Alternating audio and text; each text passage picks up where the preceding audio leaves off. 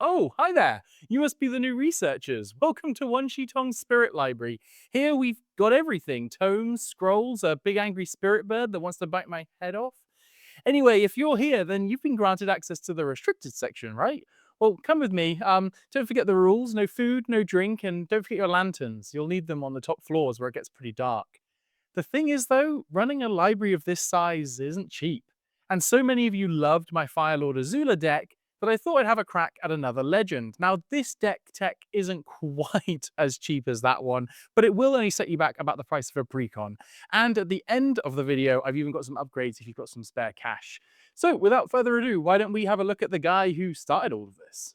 One Tong All-Knowing is a 4/4 flying bird spirit for 3 and 2 blue, with an entire novel written in his text box. When one Tong enters, target non-land permanent's owner puts it into their library second from the top or on the bottom. And whenever one or more cards are put into a library from anywhere, create two 1/1 colorless spirit creature tokens with "this token can't block" or be blocked by non-spirit creatures. So that's a whole load of text, but to summarize, if you keep putting cards back into libraries, one Tong will keep giving you spirits. And that's exactly what we're going to be doing. We're going to be weaponizing everyone's libraries through a series of shuffling, tucking, and recycling to fill our board with an entire army of evasive spirits. Plus, if you're facing off against a mill archetype, it's a pretty strong counter to that too, as with the amount of cards that are moving from graveyard back into library, it should deal with them pretty cleanly. Anyway, let's look at some cards. Anchor to the Ether is the quintessential card for this deck. For 3 mana, you can return any creature on the board to the top of its owner's library and then scry 1. Want to send that troublesome Nyxbloom Ancient home? Want to protect your own creature from a path to exile? Well, now you can, and you'll be rewarded for the trouble with a free spirit from One Tong for sending something back to a library. Synchronized Eviction, Jailbreak Scheme, Tolarian Contempt, and Spin into Myth all do the same at varying degrees of quality, and each one further supports the game plan. And once you've used those spells up, bring them all back again with cards such as Clear the Mind, Commit to Memory, Learn from the Past, Reminisce, Witness the Future, Stream of Thought, Quest for Ancient Secrets, Elixir of Immortality, and Elixir, all that are designed to shuffle graveyards back into libraries. Unfortunately, you'll notice that some of these return to library effects are pretty mana intensive. Luckily, our commander comes with that effect built in, so as long as we can get him to leave and re-enter, we'll get it again. Essence Flux, Planar Incision, Teferi's Time Twist, and Conjurer's Closet all make the list as budget inclusions. But if you did want to increase the price, Thassa Deep Dwelling is a great addition too. Each one of these will see one Tong leave the battlefield and re-enter, letting us send another permanent kicking. Plus, Essence Flux is extra fun as it gives our commander a +1/+1 counter if we really want to flex on our opponents. And remember, each time you cast one of these, not only are you sending some problematic thing back to the library and netting 2 spirits for your trouble, you're also carefully and cleanly controlling the entire board state. In fact, Stream of Thought is especially cracked here, as it scales, it recycles, and it targets multiple players. It's not just instants and sorceries that can help us out either. Vortex Elemental and Gomazoa act as great blockers and synergy pieces to secure us some extra spirits in the late game. We can even throw our own stuff into our library. Cards such as Junk Troller and Bark Form Harvester let us return cards from our graveyard to our library, even if it's just to the very bottom. And Tel'Gilad Stylus and Rishadan Pawnshop are great ways to net a couple of spirits in exchange for throwing a tapped island into the library in the late game. Skimming Strike as an Omen card from Tarkia Dragonstorm is a real tech here, as we can cast it and then shuffle it back into our library. This is our budget option, although Coil and Catch is a must-have include if you're upping the budget slightly. Some other favourite creatures include God Eternal Kefnet, who not only lets us copy our spell effects, but when he's destroyed or exiled, instead gets shuffled into the library, giving us yet another spirit for our army. Cavalier of Gales is similar, and will get us 2 spirits, one on entry and one on exit. Fibblethip the Lost is a mandatory in this list, not only from a flavour perspective, he'll find himself being shuffled in and out of the library constantly. And finally there's Guile, our unblockable, spell-stealing, shuffled back into the library when defeated top end, who is certain to soar over our opponent's stuff and secure us the win.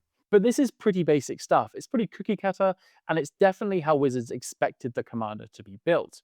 The thing is, seeing as though we're already controlling the top card of our opponent's library, why don't we have some fun with it? That's where we can introduce this great card, Millstone. Millstone is a classic card. Simply pay 2 mana and tap it, and any target player will mill 2 cards. Of course, usually you don't know what's on top, but send a troublesome creature straight to your opponent's library, and before they get the chance to draw it, send it packing to the graveyard. For extra redundancy, we're also running Riverchurn Monument, Codex Shredder, and Vidalcan Entrancer, the latter of which also acts as a nice bit of board presence. This turns cards such as Jailbreak Scheme and Ice Magic into premium removal, as our opponent can decide to place whatever problematic thing we send back to the library either on the bottom, where it'll most likely not harm us again, or straight to the top, where it's ready to be funneled into the graveyard at instant speed. Hinder and Memory Lapse now become almost as good as your traditional counterspell, sending whatever we counter to the top of the library and then packing to the graveyard immediately after. Plus, you get a free spirit, so what's not to love?